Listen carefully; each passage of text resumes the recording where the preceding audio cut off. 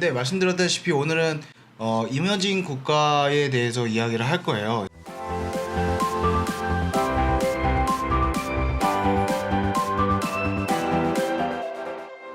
최근에 이제 팬데믹 이후에 미국뿐만 아니라 전 세계의 어떤 중앙 정부들이 부양책을 많이 내놨죠. 그래서 시장의 유동성을 풀고 했는데 이제 이머징 마켓도 우리나라도 어쨌든 나머지 이제 이머징 국가들도 정책들을 많이 내놨습니다. 근데 내놨는데 몇 개 국가가 지 주제를 모르고 지금 선을 넘나드는 국가들이 있어서 그런 국가들을 조금 살펴보고, 대표적인 오늘은 이제 인도네시아에 대해서 제가 이제 말씀을 드릴 건데, 인도네시아뿐만 아니라 지금 뭐 터키라든지 뭐 브라질이라든지 뭐 많습니다 지금 좀. 그래서 어쨌든 그거에 대해서 말씀을 드려보겠습니다. 먼저 이 그림을 좀 보시면 6월 30일이라고 돼 있죠. 2020년 준 30. 그래서 이게 지금 불과 한 3일 전에 나온 뉴스예요. 이름이 아주 어려워요, 여러분. 잘 들으셔야 됩니다.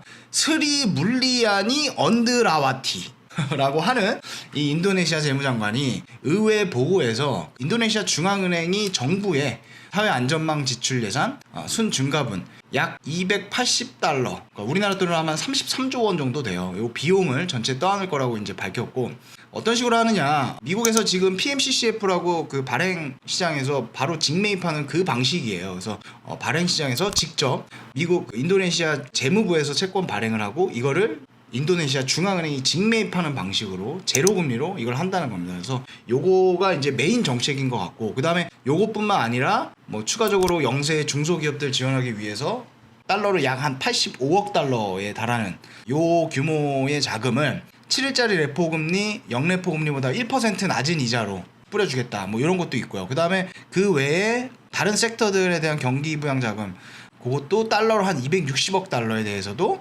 관련 비용을 전부 떠안아주는 쪽으로 얘기가 되고 있다. 그래서 이렇게 하면 지금 인도네시아 중앙은행이 부담하는 연간 총 이자가 달러로 한 26억 달러 정도 된다고 해요. 그러니까 약 한 3조가 넘는 거죠. 요게 이제 어느 정도냐면 전체 재정사업 비용의 54.5%를 차지한다는 거예요.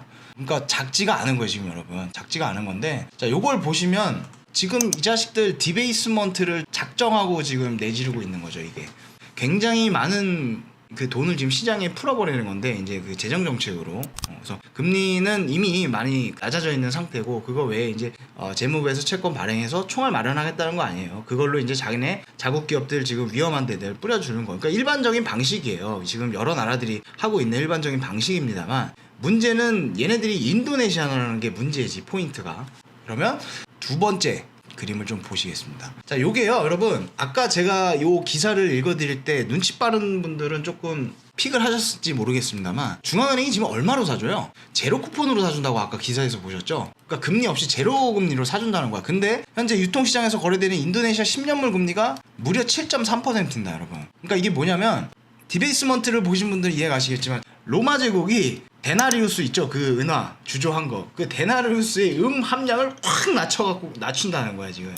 그러니까 7.3%로 시장에서 유통되는 채권 금리가 지금 인도네시아 10년물 채권 금리인데, 지금 재무부에서 발행하는 거는 제로 쿠폰으로 중앙은행에서 지금 직매입하겠다는 거죠, 발행 시장에서. 그럼 이거 뭐랑 똑같냐면요, 여러분, 그러니까 시장에는 900g인데 얘를 중앙은행에서, 그러니까 반대로 생각해보면 1kg로 비싸게 사준다는 거예요. 그러면 지금 이 거래가 이루어지는 순간 채권을 발행해서 중앙은행에 파는 입장인 지금 그 재무부는 100g만큼의 이득이죠, 계속. 근데 반대편의 입장인 중앙은행 입장에서는 지금 그 900g짜리 1kg로 지금 사주니까 100g만큼의 계속 손실이 쌓여갈 거 아니에요. 그럼 중앙은행의 대차대조표가 부채 부분이 확 늘어나겠죠. 부채 자산이 같이 대차대조가 확 팽창하겠죠. 결국 이게 빚이잖아요, 여러분. 그러면 중앙은행의 빚이 걷잡을 수 없게 되면, 그러면 얘를 또 누가 해결을 해주냐? 인도네시아 정부에서 걔네 돈 저기 메꿔갖고 그 빚 갚아줘야 돼. 그러니까 이게 결국에는요, 나중에는 제로섬 게임이에요. 근데 물론 이렇게 되지는 않지만 어쨌든 구조 자체가 이런 겁니다. 그래서 그 차이가 지금 좀 심한 겁니다. 근데 이제 요 발표를 함에도 불구하고 사실은 시장에서는 인도네시아가 루피 쓰잖아요. 루피화 환율이 이제 소폭 오르는데 그쳤어요. 요 사진 보시면, 자, 요걸 보시면 이게 이제 인도네시아 루피인데 조금 소폭 올리는 데 그쳤다는 거예요. 그래서 아직은 시장에서는 이런 인도네시아에서 개념 없이 이 화폐 가치를 훼손시키는 이 디베이스먼트, 그러니까 그 재정 부양책에 대해서 사실 크게 지금 받아들이고 있는 것 같지는 않아요, 요것만 보면. 근데 워낙에 지금 전 세계적으로 금융시장 자체가 아까 말씀드렸다시피 분위기가 좋기 때문에 지금은 아직은 티가 안 나고 그냥 이 정도는 넘어가고 있는 거다, 그렇게 좀 보여집니다. 일단은 저 통화시장만 보면.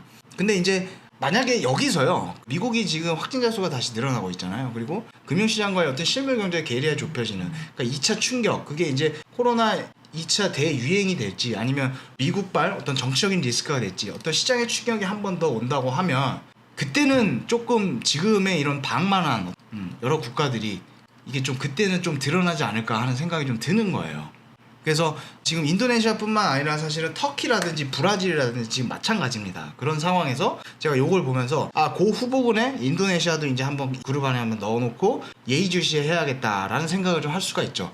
그래서 여기에 대해서 조금 더 이제 좀 딥하게 이제부터 들어가 버리면, 그럼 왜 지금 인도네시아가 이런 짓거리를 하는 게 이 오버 액션을 하는 건지, 그리고 이게 나중에 어떤 식으로 리스크가 돼서 돌아오는지에 대해서 지금부터 말씀을 드리면, 사실은 그 현대 화폐 자체는 대개 그 국채에 의해서 담보가 됩니다. 그리고 국채라는 거는 그 나라의 어떤 신용도랑 관련이 있죠. 그래서 중앙은행이 국채를 매입하는 방식으로 공급하기 때문에 이게 이제 가능한 건데, 저희 디베이스 벤트 영상에서 보시면 그런 얘기를 한 적이 있어요. 그러니까 미국이라든지 일본, 영국 뭐 이런 기축 통화를 갖고 있는 국가들 외에 어떤 신흥국들은 달러 본위제에 우리가 살고 있다라고 말씀드렸잖아요. 그래서 사실은 이머징 국가들이 화폐를 시장에 공급하는 거는 그 나라의 외환 보유고가 담보가 되는 겁니다. 예전에 사실 우리나라 IMF 터질 때도 외환 보유고가 다 증발돼 버리면서 터져 버렸잖아요. 어쨌든 외환 보유고가 그 기준이 될 수가 있고, 그거 자체가 어떤 그 시장에 이걸 뿌리고 걷어들이고 하는 어떤 그 담보 역할을 하는 건데, 근데 말씀드렸다시피 요거를 시장에 통화를 풀고 제끼고 이렇게 할 때 적당히 해야 된다. 적당히. 왜냐면 미국처럼 기축 달러를 무진장 뿌려갖고 전 세계로 뿌려도 그거를 사줄 수 있는 사람이 있는 화폐를 쓰는 게 아니잖아요. 우리는 코리아 원 누가 씁니까? 인도네시아 루피와 누가 쓰냐고. 안 쓰잖아요. 그러니까 무진장 그걸 화폐에 뿌려서 이 가치를 떨어뜨리다가는, 그래서 우리나라에 왜 그때 이주열 총재가 실효화한 금리 이런 얘기 한 게, 그래서 사실은 미국 같은 나라나 독일이나 아니면 이런 일본이나 이런 나라들은 제로금리까지 확 낮춰도 상관없지만 우리나라도 지금 0.75잖아요. 제로금리까지 낮추면 큰일 나. 낮출 수가 없어요. 그러니까 시장을 그렇게 무한정 돈을 찍어서 뿌릴 수가 없다고. 근데 지금 인도네시아 이 자식들이 그런 관점에서 보면 무슨 짓을 하고 있냐. 무려 10년물 채권이 유통 수익률이 7.3%임에도 불구하고 제로 쿠폰으로 계속 무진장 발행해서 그거를 총알로 해서 뿌려 제낀다고 하는 이거 자체가요, 여러분 미국도 이런 짓거리를 안 해. 그리고 인도네시아는 사실은 지금 금을 보유하고 있거나 그런 게 아니잖아요. 자기네 자국 국채를 발행해서 그걸 중앙은행이 사들이고 있잖아요. 마르지 않는 셈이라는 달러를 가지고 있는 미국도 안 한 짓을 지금 인도네시아가 하고 있다는 겁니다. 근데 요게 IB나 아니면 글로벌 리서치 센터에서는 굉장히 좀 이거는 미친 짓이다라는 기사들이 조금씩 나오고 있습니다만, 아까 말씀드렸다시피 지금은 워낙에 지금 글로벌 금융시장이 불리시하기 때문에 이런 것들이 좀 가려지고 있다. 그리고 그렇게 한들 아직까지는 그래도 괜찮아. 인도네시아라는 나라가 그 정도의 신뢰나 그 정도의 어떤 국가 신용도를 가지고 있어. 이렇게 이제 시장이 아직까지는 판단한다는 겁니다. 이게 여러분 이렇게 푸는 거는 괜찮은데요, 이게 나중에요 걷어들일 때가 문제예요. 걷어들일 때가. 왜냐면 7%짜리를 제로금리로 해서 막 뿌릴 땐 좋았지. 근데 그거를 다시 걷어들여야 되잖아요. 걷어들일 때 아까 말씀드렸다시피 중앙은행 입장에서는 1kg에 샀잖아. 900원짜리를 1000원에 샀어요. 그러면 이거를 내다 팔 때 리와인드 하려면 1000원에 샀으니까 1000원에 팔아야 되는 거잖아요. 1000원에 팔아야 되는데 이미 얘는 원래 900원짜리를 내가 살 때부터 100원 비싸게 주고 샀기 때문에 시장에 내다 팔 때는 900g 밖에 못 받는 거야, 1000원짜리를. 그러니까 이게 문제가 되는 거고, 그 다음에 더 문제는 얘네들이 채권을 가지고 있는 거예요. 지금 그러니까 금이라든지 아니면 달러 가지고 있는 게 자기네들 자국 국채를 가지고 있단 말이에요. 근데 잘 생각해보면 지금 풀 때는 금리가 굉장히 낮은 수준이잖아요. 근데 나중에 이 중앙은행 입장에서는 사들인 거를 다시 시장에 내놓을 때, 리와인드 할 때는 지금보다 훨씬 더 높은 수익률에 팔 수밖에 없어요. 그 이야기는 채권 가격하고 수익률은 반대잖아요. 그러니까 900원짜리를 1000원에 산 거잖아, 살 때. 근데 900원이면 그나마 다행인데 900원도 아니고 500원에 팔아야 되는 상황이 나올 수 있다는 거예요. 소위 이런 걸 뭐라 그런다? 이게 그냥 깡통 계좌인 거예요. 이게 깡통 계좌. 그래서 여기 보시면 차이나 뱅킹 그룹의 뭐 윌리안 웰란토라고 하는 뭐 이코노미스트가 이제 이런 얘기를 했는데, 정부 적자의 제법 두툼한 덩어리가 사실상 시장 가격 이하로 중앙은행에 의해 조달되었다는 사실이 시장의 눈길을 피할 수는 없을 것이다. 글로벌 환경이 계속 우호적이라면, 제가 아까 말씀드렸다시피 시장은 단지 눈 감아주고 있는 것일 뿐이다 라고 뭐 이런 기사도 나왔습니다. 그래서 어떤 그 정도의 차이점은 좀 있지만 지금 인도네시아처럼 이런 식으로 돈을 찍어갖고 시장에 팍 뿌려대고 혹은 앞으로 뿌릴 계획을 검토하고 있는 이머징 국가들이 한 13군데 정도가 된다는 거예요. 그러니까 작지가 않은 거죠, 여러분. 13군데 정도. 근데 역설적이게도 사실은 이런 어떤 공격적이고 좀 선을 넘는 이러한 행보에 의해서 사실 최근 2분기, 그러니까 3월달에 이게 터졌고 4, 5, 6분기에 굉장히 빠르게 반등을 합니다. 이머징 시장이. 그래서 그 차트를 한번 보시면 자, 이게 MSCI 이머징 마켓 그 인덱스인데 지금 굉장히 빨리 반등을 하죠. 물론 이런 것들로 인해서 실물 경기와 금융시장의 어떤 괴리는 지금 나스닥처럼 이런 나라들도 나타나고는 있습니다만 지금 3월달에 딱 찍고 어마어마하게 지금 반등세가 강합니다. 그래서 통화에서는 루피화랑 그 다음에 러시아 루블하고 인도네시아 루피화가 이게 얘네 두 개가 그 이머징 화폐 대표적인 그 선두에 서서 이걸 확 끌어올려 버렸죠. 그래서 지금 이렇게 해서 전부 이머징 마켓이 풀리면서 여기서 나오는 소득 상실부를 전부 합하면 러시아의 전체 GDP 정도 지금 된다고 하니까 작은 게 아닙니다. 그래서 이게 이제 어떤 식으로 표현을 하냐면 어찌됐든 리스크가 있으면 거기에 상응하는 이 리턴이 있어야 되는 게 이제 인지상정인데 점점 이머징들이 하는 거는 리턴은 없는데 리스크만 있는 그런 짓거리를 지금 하고 있다. 그렇게 좀 보시면 됩니다. 그나마 이제 이머징 마켓 쪽에서도요, 우리나라 포함해서 이제 동아시아 쪽은 워낙에 이제 대응을 잘했고, 그 다음에 공중보건이나 이런 수준이 높기 때문에 그나마 좀 덜해요. 상황이 좀 덜한데, 이런 상황을 보고 일본 노무라의 어떤 이코노미스트가 그렇게 얘기했대요. 동아시아가 그나마 다른 나라보다 조금 괜찮은 거는 그냥 조금 덜 추할 뿐이다. 이렇게 표현을 했대. 그리고 아까 말씀 안 드렸지만 터키가 굉장히 위험한데, 요 기사 보시면 이제 무역수지예요. 무역수지인데 지금 터키 같은 경우는 4월 경상수지 적자가 터키가 이제 2018년도 5월에 기억나실지 모르겠습니다만 그때 왜 막 금융위기 뭐 이런 거 해서 장난 아니었잖아요. 그때 수준으로 가기 지금 일보 직전까지 악화됐다고 합니다. 그래서 터키도 지금 간당간당하고 브라질, 그 다음에 뭐 남아프리카 공화국 뭐 이런 데 있잖아요. 뭐 인도도 그렇고. 그래서 지금 이머징이 사실은 이런 상황이다. 그래서 정리를 총평을 하면 이머징 국가들이 지금 요단강을 넘나드는 게 이 굉장히 위험한 행보잖아요. 지금 그거 자체가 얘네들이 가진 카드가 더 이상은 없다는 거를 반증하는 걸 수도 있다는 거예요. 그래서 더 이상 그 추가 정책 여력이 없다는 거를 좀 반증하는 거고, 그 다음에 이러한 상황에서 사실은 새로운 어떤 충격이 가해졌을 때 얘네들이 추가 카드가 없다고 하면 그동안 지금 가려져 있던 뚝이 한 방에 터질 수 있다는 거지. 한 방에. 그렇게 되면 어떻게 돼요, 여러분? 자, 금리는 계속 낮추고 있죠. 그러니까 금리 낮추고 돈을 계속 풀어요. 근데 그 팬데믹이라든지 이런 외부 충격에 인해서 만약에 3월달까지는 아니지만 3월달 비스무리한 어떤 더블 딥 형태로 뭔가 충격이 가해진다 그러면 인도네시아 같은 국가들은 어떻게 되겠어요? 돈을 더 풀거나 뭐 이럴 거 아니야. 그러면 걔네들의 화폐 가치 낮아질 거 아니에요. 계속 은이 함유량이 100이었던 게 계속 내려갈 거 아니야. 지금도 그렇고. 함유량이 내려가면 인도네시아 들어왔던 달러들은 어떻게 해요? 다 철수해서 나가버린다고, 여러분.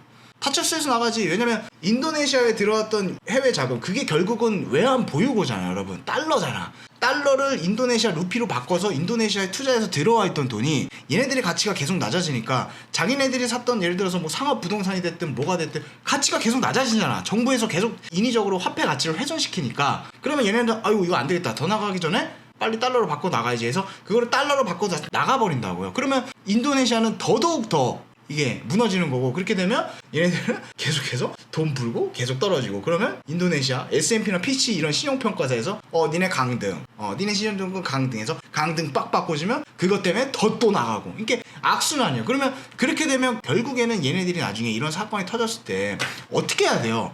정말 울며와 거저먹기로 뼈를 깎는 고통을 하면서 금리를 올려야 된다고, 다시. 그래서 현재 이런 이머징 국가들이 재정 부양에 쏟은 총 규모가 이제 11조 달러 정도가 된다고 해요. 그래서 그거와 동시에 금리 자체도 우리나라처럼 그네들의 나라에서도 어떤 걔네들이 보고 있는 실효 하한 금리가 있을 건데, 실효 하한 금리 거의 그냥 바닥까지 지금 다 낮춘 상태일 겁니다. 그래서 이런 것들을 감안하면 아까 말씀드렸다시피 외부 충격이나 어떤 2차 충격이 가해졌을 때 금 함유량을 더 낮출 것이고, 그렇게 되면 로마 제국이 몰락했던 것처럼 그렇게 갈 수 있는 시나리오가 충분히 있다. 그래서 카르멘 라인하트라고 하는 세계은행 수석 이코노미스트가 이제 이런 얘기를 했다고 합니다. 지난주에 블룸버그 글로벌 투자 컨퍼런스에서 풍부한 유동성과 저금리 환경이 이머징의 높은 쿠폰에 매력을 부여하지만, 그러니까 이 얘기는 뭐냐면 풍부한 유동성, 시장에 지금 돈이 많아요.